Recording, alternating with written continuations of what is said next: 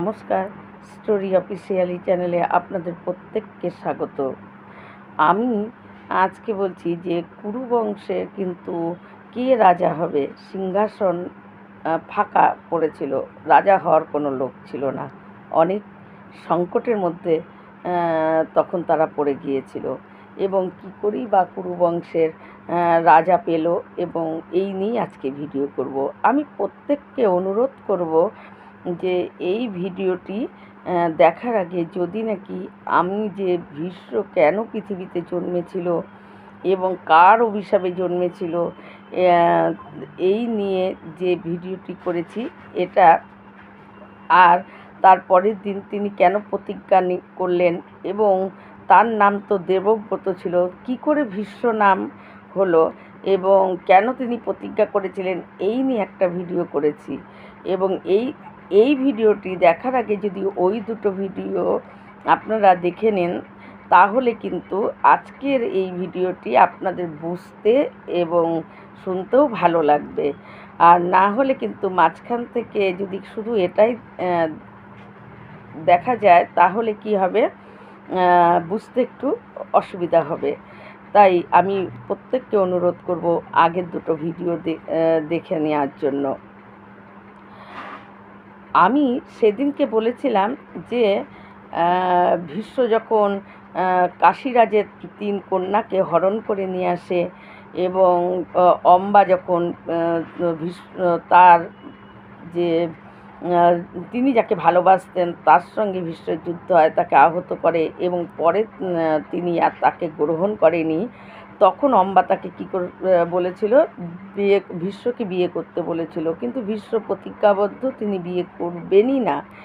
এই নিয়ে আমি যে ভিডিওটি করেছিলাম এবং পরে অম্বা কী করে, আগুনে নিজে প্রাণ ত্যাগ করে এবং দেবতাদের কাছে তিনি বর চেয়েছিলেন যে আমি যেন পরের জন্ম যখন আমার হবে আমি যেন ভীষ্মের মৃত্যুর কারণ হতে পারি, এবং দেবতারাও সেই বর অম্বাকে দিয়েছিলেন।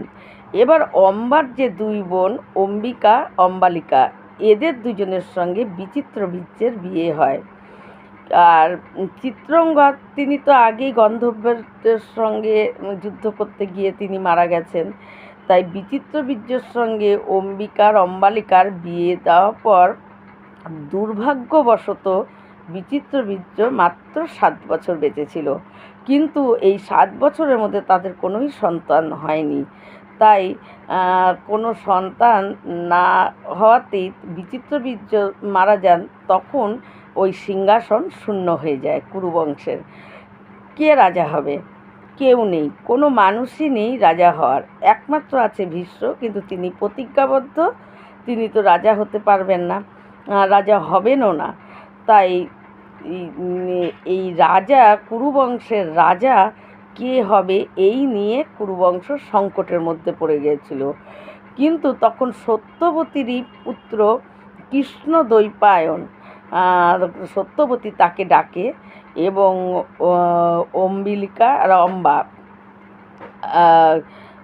অম্বিকা আর অম্বালিকা এদের দুজনকে বলে যে তোমরা এক রাত্রির করে এই কৃষ্ণদ্বৈপায়ন এর সঙ্গে এক রাত্রির করে থাকবে এবং তারপরে তোমাদের যে গর্ভবতী হবে এবং তোমাদের যে সন্তান হবে তারপর তাকে রাজা করা যাবে কুরু বংশের।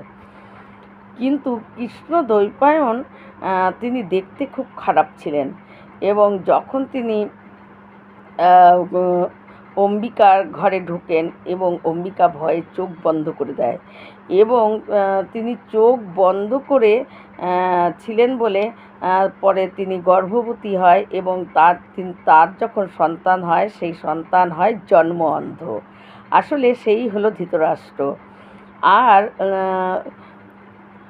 অম্বিকা তিনি কি করেন, যখন নাকি ওই কৃষ্ণদ্বৈপায়ন তার ঘরে এক রাত্রি কাটানোর জন্য গিয়েছিলেন, তখন তিনি কৃষ্ণদ্বৈপায়নকে দেখে তিনি এত ভয়ে ভীত হয়ে গেছিলেন, তার গায়ের রং তামাটের মতন হয়ে গেছিল ভয়ে, এবং তখন তিনি গর্ভবতী হন এবং তার যে সন্তান হয় তার গায়ের রং হয় তামাটে রঙের। তাই তাকে পাণ্ডু বলা হয়। এরপরে পাণ্ডুকে রাজা করে এবং পাণ্ডু যখন বড় হয়, এবং পাণ্ডু ছিল যুদ্ধ খুব ভালো করতে জানতো পাণ্ডু। আর ধৃতরাষ্ট্র খুব বলশালী ছিল। এরা দুজন এই ভীষ্মই তাদেরকে কিন্তু দেখাশোনা করে, তাদেরকে সমস্ত কিছু একজন বলশালী, একজন যোদ্ধা তারা ছিলেন। তারপরে পাণ্ডুকে রাজা করেন, কিন্তু ধৃতরাষ্ট্র তখন থেকেই হিংসা, পাণ্ডুর উপরে হিংসা তার মানে লেগেই থাকতো। তিনি সবসময় পাণ্ডুকে হিংসা করতেন। কিন্তু ওই পাণ্ডু মারা যাওয়ার পর ধৃতরাষ্ট্রকে রাজা করে।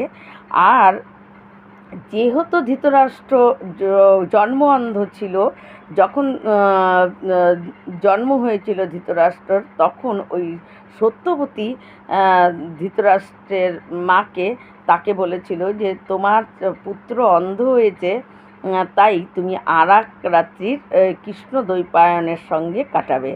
কিন্তু তখন সে কী করেছিল, তার যে দাসী ছিল সে কী করে, কৃষ্ণ দ্বৈপায়নের ঘরে তাকে পাঠিয়ে দেয়, সে নিজে যায়নি। এবং তার দাসী গর্ভবতী হয়, আর সেই দাসী যখন সন্তান হয়, সেই সন্তান হয় বিদুর। তিনি মন্ত্রিত্ব পালন করেছেন, এবং যখন পাণ্ডু রাজা ছিল তখনও তিনি মন্ত্রিত্ব পালন করেছে। এবং তারপর পাণ্ডু মারা যাওয়ার পর ধৃতরাষ্ট্রকে রাজা করে, এবং ধৃতরাষ্ট্র তখন আর বিদুর ছিল, মন্ত্রিত্ব তিনি পালন করেছে। কিন্তু এরপরে যখন পাণ্ডুর বিয়ে হয়েছিল কুন্তির সঙ্গে, কিন্তু পাণ্ডুর কোনো নিজস্ব সন্তান কিন্তু ছিল না। কুন্তির যে 5 ছেলে ছিল, কুন্তি তপস্যা করেছিল বিয়ের আগেই যে আমি যাকে আহ্বান করব এবং সে তার মতো একটা সন্তান তাকে দেবে।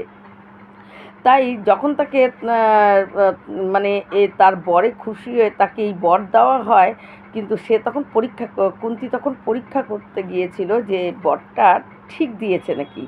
তখন তিনি সূর্যকে আহ্বান করেছিল, এবং সূর্যের জ্যোতিতে তাকে একটা তিনি সন্তান পান, আর সেই হলো কর্ণ।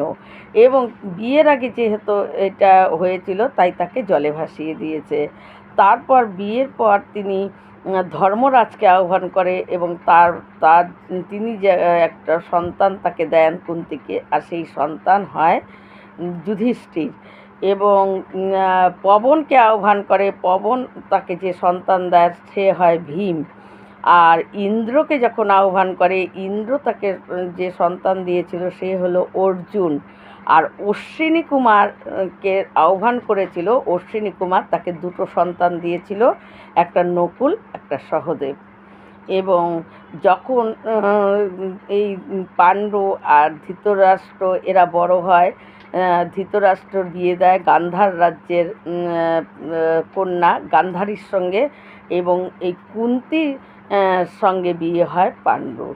আর কুন্তির বরের জন্যই এই যে 5 জন ছেলে তিনি কুন্তির যে হয়েছিল, তাই তাদের একত্রে পঞ্চপাণ্ডব বলা হয়।